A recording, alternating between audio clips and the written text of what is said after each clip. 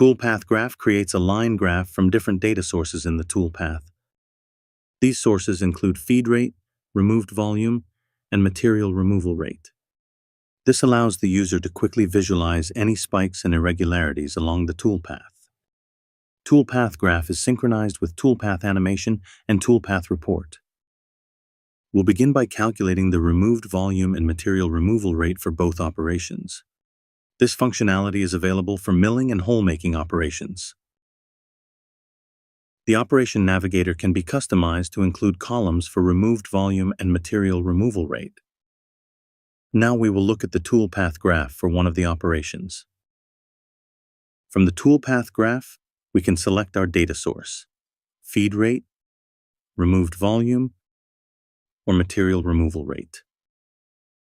Using the shift right or shift left, we can slide the graph over to view previous or subsequent motion events. Using the zoom in or zoom out buttons, you can view more or less motion events.